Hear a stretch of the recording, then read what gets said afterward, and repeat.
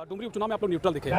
इसकी वजह क्या रही? क्योंकि कई लोग कह रहे हैं, कयास लगा रहे हैं कि कहीं ना कहीं आप लोगों का अंदरूनी जो सपोर्ट रहा वो जगन्नाथ मोतीलाल जी की, अगर लगे कि इंडिया गठबंधन के साथ जेपी जा सकती है या फिर एनडीए गठबंधन के साथ जा सकती है चुनाव से पहले, तो ये रूपरेखा तैयार होने का कुछ है क्या? खाका बन रहा है क्या? कहा जा रहा है कि जेपी का रजिस्ट्रेशन जो है वो फेल हो गया है, ऐसा कुछ निकल कर सामने आ रहा है। इसको लेकर हाँ हमारा लगा रहे हैं कि 24 में एकदम प्रेस पॉलिटिक्स करने वाले हैं। डुमरी से मोतीलाल महतो विधानसभा का चुनाव लड़ने वाले, कितना सच है कितना झूठ है अब ये नहीं कहेंगे। हम लोग ने स्थापित किया आंदोलन को, हम लोगों ने खड़ा किया। अगर हमारे अंदर महत्वाकांक्षा रहता तो हमारे बीच में आया कौन सा पंचायत चुनाव आया। हम लोग जिला परिषद, बहुत सारे जिला परिषद में जीत के लड़के जीत गए, मुखिया भी लड़ गए, तो हम भी तो अपना एबिलिटी था कि लड़के जीत सकते थे या जिला परिषद लड़ सकते थे, लेकिन नहीं। एक जेपीसी का स्टूडेंट है, हम सिविल सर्विस का तैयारी करते थे, स्पेशली जेपीसी छोड़ दिया। हाँ नहीं छूटा नहीं है स्पेशली, और मेरा एक ड्रीम था, मेरा एक सपना था, जैसे हर मनुष्य का रहता है, उसमें मेरा महत्वाकांक्षा था, उसमें था कि हम डीएसपी बने, और डीएसपी का डैशिंग लगता था कि डीएसपी का ड्रेस पहन के निकलेंगे तो लोगों को सेवा। नमस्कार जोहार, आप देख रहे हैं समाधान कब तक, और इस वक्त हम मौजूद हैं टुंडी में जेबीकेएसएस का बदलाव संकल्प महासभा जो है उसका आयोजन हुआ है।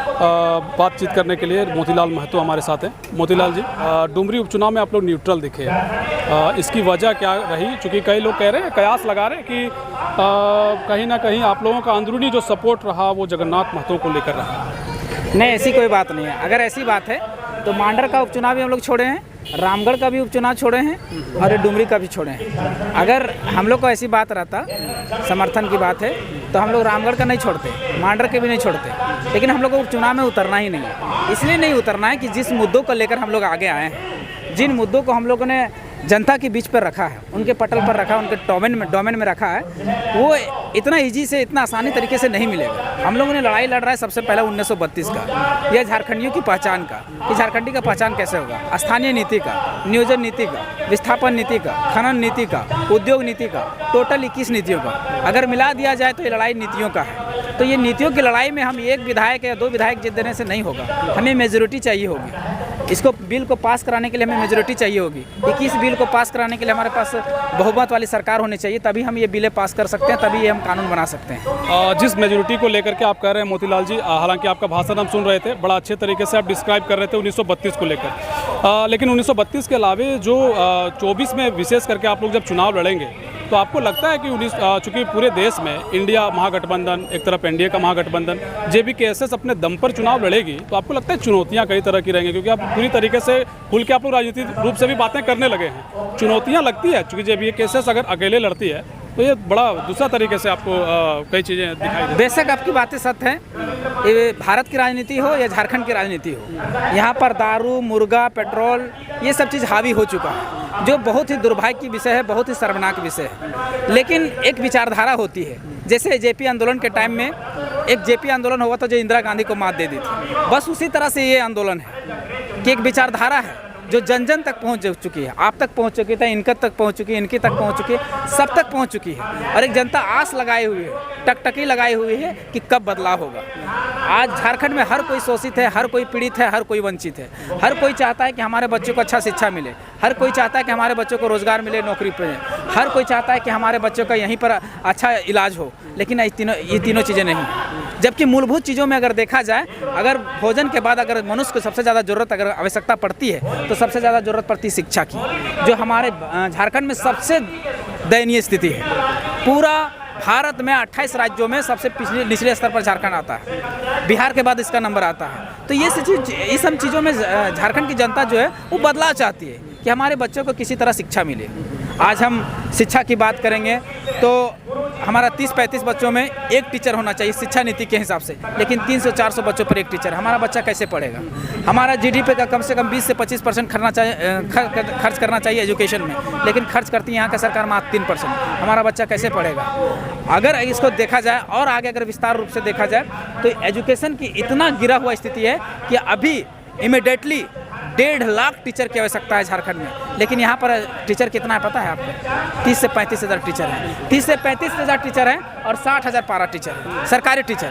अब 60 हज़ार पारा टीचर में जहाँ 1.5 लाख टीचर की आवश्यकता है, वहाँ 60 लाख पारा टीचर चला जाए, जो माना जाए कि एक तरह से वो लोग संभाल के रखें, केवल संभाल के रखें कि स्कूल चल रहा है एक ढर्रे में, लेकिन बेसिकली उनकी देखा जाए तो बहुत सारे ऐसे पारा टीचर हैं जो सही तरह से सक्षम नहीं है, तो उसकी स्क्रूटनी की जानी चाहिए। और उन्होंने अगर सेवा दिया है 10 साल या 15 साल देवा है तो उनको भी निकाला नहीं जाना चाहिए, लेकिन उसको कुछ अलग पद दे देना चाहिए। जैसे स्कूल में अगर कर्मचारी का पद है, चाहे किसी चीज़ का पद है, उसको सौंप देना चाहिए और नए नए टीचर की वैकेंसी और बहाली करना चाहिए, तभी एजुकेशन स्तर को सुधरेगा। नहीं, आप लोगों ने जो आंदोलन की शुरुआत की उसका रूपरेखा दिख रहा है और इस रूपरेखा को देख रहे हैं कई पार्टियां भी, चाहे एनडीए के लोग हों चाहे इंडिया गठबंधन के लोग हों। तो आप लोगों के माध्यम से क्या संपर्क करने का प्रयास किया गया है कि क्या आप लोगों को किसी खेमे में रखना है, या आप लोग इस तरीके के पॉलिटिक्स से दूर हैं, एकदम आप लोग अपने दम पर चुनाव लड़ने के लिए? एकदम हमारा जो पॉलिटिक्स होगा वो फ्रेश एंड फेयर पॉलिटिक्स होगा, फ्रेश कैंडिडेट आएंगे।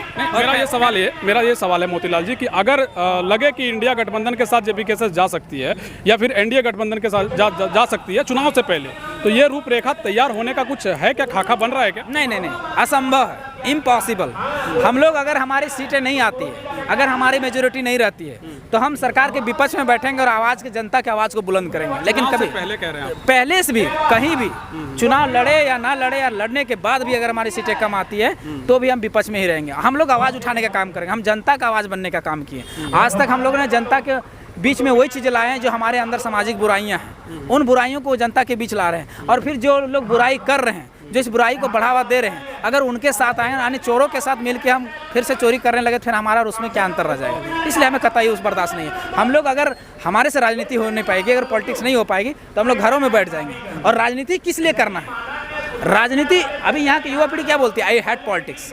लेकिन इस युवा पीढ़ी को बोलना चाहिए कि गर्लफ्रेंड को बोलती है आई लव पॉलिटिक्स, लेकिन इस युवा पीढ़ी को बोलना चाहिए कि आई लव पॉलिटिक्स। क्योंकि आप राजनीति में इंटरेस्ट ले ना ले, राजनीति आप पे इंटरेस्ट लेती है। आप पर कितना टैक्स लगाना है ये राजनीति निर्धारित करती है। आज मोदी जी आप पर 6 लाख 7 लाख में टैक्स लगा दिए, कौन लगाया? राजनीति ही लगाया, वो भी तो जनता द्वारा चुन के गए, वो भी राजनीति से गए। तो इसीलिए राजनीति में इंटरेस्ट युवा पीढ़ी को लेना चाहिए। और राजनीति से अर्थव्यवस्था भी चलता है और अर्थव्यवस्था से पूरा दुनिया चलता है, ये आपको भी पता है। आप जेबीकेएसएस को एक तरीके से टेक्निकल हैंडल करते हैं, हमने चाणक्य का जो है एक नाम दिया है और हैं भी आप चाणक्य, और भविष्य में आप आगे जाइए, बधाई है आपको, शुभकामनाएं है मेरी। कहा जा रहा है कि जेबीकेएसएस का रजिस्ट्रेशन जो है वो फेल हो गया है, ऐसा कुछ निकल कर सामने आ रहा है, इसको लेकर के क्या? हाँ, हमारा संविधान लिखने का प्रक्रिया था, पूरा हो चुका है। और जो उसमें डेलीगेशन होते हैं, बहुत सारे सदस्यों की ज़रूरत पड़ती है, उनका सारा कॉपी डॉक्यूमेंट्स लेने के बाद वो प्रक्रिया में चली जा चुकी है। तो देखिए अब रिजल्ट कितना जाता है, वो निर्वाचन आयोग के हाथ में रहता है। नहीं, कई लोगों ने कहा कि रजिस्ट्रेशन फेल हो चुका है, ऐसा कुछ है क्या? फाइल हुआ है, लेकिन देखिए क्या होता है कि निर्वाचन आयोग के हाथों में रहता है। निर्वाचन आयोग आपको डिसाइड करती है, कहीं अगर गलती होता है फाइलिंग में तो फिर उसको रिटर्न भेजती है, फिर नोटिफिकेशन किया गया, नोटिफिकेशन दिया। ये जो कवायद चल रही है प्रखंड स्तर पर, जिला स्तर पर कमेटी विस्तार करने का, जेबीकेएसएस का जो है सो देख रहे हैं कारवां जो है एक तरीके से निकल गया है, इसको लेकर के भी जो ऑडियंस हमारे देख रहे हैं उनको क्या कहेंगे? उनको कहना चाहेंगे कि संविधान में जो प्रारूप है उसी प्रारूप के स्तर पर इसका विस्तार किया जा रहा है। यही बाद में जैसे प्रारूप बन के आ जाएगा, जैसे हमारा रजिस्ट्रेशन हो जाएगा, उसको उसमें फॉर्मेट में बदल दिया जाएगा। एक अंतिम सवाल है, टिकट को लेकर बड़ा होड़ है, विशेष करके युवाओं में। जो युवा कुछ कर रहे हैं, 10-20 लड़कों को अगर जोड़ने का प्रयास कर रहे हैं, तो उनके अंदर एक महत्वाकांक्षा जो है कहीं ना कहीं टिकट को लेकर हो जा रहा है। आपको लगता है कि आपके लिए चुनौती हो जाएगा पहले संगठन को मजबूत करना, और फिर जो लोग आ रहे हैं वो टिकट के तौर पर देख रहे हैं कि भैया टिकट शायद हम लड़ जाएं या चुनाव, इस तरीके का जो रूप बन रहा है, उसको लेकर के मोतीलाल महतो क्या कहें? नहीं, आपकी बातें सत्य है। इंसान के अंदर, मनुष्य के अंदर महत्वाकांक्षा रहता है। 2 चीज़ें होती है, एक महत्वाकांक्षा, एक आकांक्षा। हमारे जो युवा पीढ़ी आ रहे हैं, हम उनको कहेंगे कि आकांक्षा लेके आइए, महत्वाकांक्षा नहीं। महत्वाकांक्षा क्या होता है? व्यक्तिगत होता है। आकांक्षा क्या होता है? पब्लिकली होता है, समाज के लिए होता है। तो आकांक्षा लेके आइए कि हम ज़्यादा से ज़्यादा झारखंडियों को भला कर सकें। कैसे भला कर सकें? जो आज तक हमें शिक्षा नहीं मिल पाया, अगर हमको अच्छा शिक्षा मिलता तो आज भी हम एमटेक, बीटेक या एमबीए करके हम फॉरेन कंट्री में चले गए होते, या फिर बड़ी कंपनियों में जॉब कर रहे होते, या सरकारी नौकरी कर रहे होते, ऑफिसर IAS बने होते। लेकिन आज हम यहाँ क्यों हैं? क्योंकि हमें अच्छा एजुकेशन नहीं मिला। हमारा बेसिक इंफ्रास्ट्रक्चर जो है वो कमज़ोर है, हमें बेसिक शिक्षा जो मिलना चाहिए वो नहीं मिला, जिस कारण से आज हमें यहाँ। तो ये आकांक्षा होना चाहिए कि हम कैसे आगे वाला युवा पीढ़ी को, चाहे आगे जो पीढ़ी आएगा उसको हम अच्छी शिक्षा कैसे दे सकते हैं, स्वास्थ्य कैसे दे सकते हैं, रोजगार कैसे दे सकते हैं, नौकरी दे सकते हैं, उसकी आकांक्षा करना चाहिए, महत्वाकांक्षा नहीं। हाँ, अगर महत्वाकांक्षा व्यक्तिगत लेके आते हैं तो इसमें भी कंडीशन है कि आपके अंदर एबिलिटी क्या है, योग्यता क्या है, ये भी तो तय करना चाहिए। ये भी तो देखिए आपके अंदर संविधान का, कानून का जानकारी है कि नहीं, आपके अंदर लोगों को समझाने का बुझाने का है कि नहीं, एक अच्छा लीडरशिप, एक अच्छा नेतृत्व करता है कि नहीं, ये भी तो देखिए। अगर आप करना चाहते हैं कि हाँ, हम तो चाहते हैं कि आइए युवा पीढ़ी राजनीति करे, लेकिन राजनीति ऐसे नहीं कि नथिंग है और चाहते हैं कि पॉसिबल करें। तो नथिंग में पॉसिबल नहीं होना चाहिए, पहले पॉसिबल करें, फिर नथिंग से समथिंग अपने आप हो जाएगा। कई लोग कयास लगा रहे हैं कि 24 में एकदम फ्रेश पॉलिटिक्स करने वाले हैं, डुमरी से मोतीलाल महतो विधानसभा का चुनाव लड़ने वाले। कितना सच है, कितना झूठ है, अब ये नहीं कहेगा कि संगठन तय करेगा। नहीं, ठीक है, आप जितना भी भारत का संगठन देख लीजिए, उसी संगठन, उसी कानून, उसी संविधान से बंधा हुआ मेरा भी संगठन है। मेरा में भी केंद्रीय टीम है, मेरा में भी कोरम है, जो कोर कमेटी है वो भी है, और संगठन हमारा सबसे ऊपर रहता है। तो संगठन में कोर टीम आता है, फिर केंद्रीय टीम आता है, फिर जिला टीम पर इस तरह से टीम आता है। तो केंद्रीय टीम जो निर्णय लेगी उसी पे हम रहेंगे। कुछ इच्छा होता है ना, जैसा कि मतलब कुछ इच्छा हो जाता है कि नहीं वो हमारा आकांक्षा है। आपका आकांक्षा है, महत्वाकांक्षा अभी तक नहीं आया है। डुमरी से कयास जो है इस पर स्पष्ट है कि कोर कमेटी तय करेगी। जेबी केसेस को हम लोग ने स्थापित किया है, आंदोलन को हम लोगों ने खड़ा किया है। अगर हमारे अंदर महत्वाकांक्षा रहता तो हमारे बीच में आया कौन सा पंचायत चुनाव आया, हम लोग जिला परिषद, बहुत सारे जिला परिषद भी जीत के लड़के जीत गए, मुखिया भी लड़ गए। तो हम भी तो उतना एबिलिटी था कि लड़के जीत सकते थे या जिला परिषद लड़ सकते थे, लेकिन नहीं, आकांक्षा में जी रहे हैं। आकांक्षा ये है कि समाज, झारखंड का परिवर्तन हो, झारखंड में बदलाव हो, यहाँ के लोगों को अच्छी शिक्षा मिले, अच्छा स्वास्थ्य मिले, अच्छा रोजगार मिले, नौकरी चाकरी मिले, उनका हक अधिकार उनके हाथों में सुरक्षित हो। ये आकांक्षा है मेरा, तहे दिल से, मतलब एक हृदय से आकांक्षा है। क्योंकि इसलिए मेरा आकांक्षा है, हम एक जेपीएससी का स्टूडेंट हैं, हम सिविल सर्विस का तैयारी करते थे, स्पेशली जेपीएससी छोड़ दिए। हाँ, नहीं छूटा नहीं है स्पेशली। और मेरा एक ड्रीम था, मेरा एक सपना था, जैसे हर मनुष्य का रहता है, उसमें मेरा महत्वाकांक्षा था। उसमें था कि हम डीएसपी बने, और डीएसपी में थोड़ा डैशिंग लगता था कि डीएसपी का ड्रेस पहन के निकलेंगे तो लोगों को सेवा करेंगे, ऐसा मेरा जुनून था। तो जब आंकड़ों को जब पढ़ते थे ना, झारखंड में जीडीपी देखे सबसे निचले स्तर पर, भूखमरी में सबसे ऊपर पर, भ्रष्टाचार में सबसे ऊपर, तो एक मन में टीस होता था कि झारखंड का तस्वीर कैसे बदलेगा, इसका तकदीर कौन बदलेगा। फिर हम लोगों ने जब ये आंदोलन हुआ, और आंदोलन के बाद हमें याद है कि 25 दिसंबर को हम पहला पुतला दहन किए थे। दादा उस समय नहीं आए थे, दादा का एंट्री होता है 10 जनवरी को।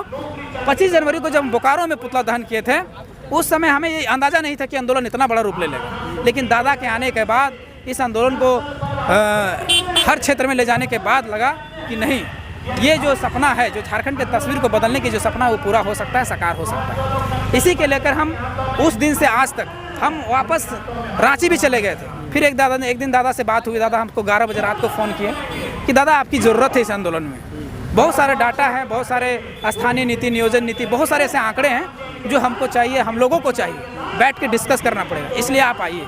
बोले दादा मेरा पढ़ाई छूट जाए। बोला पढ़ाई देखा जाएगा, जो होगा। बहुत लोगों का छूट रहा है, लाखों लोगों का पढ़ाई छूट रहा है।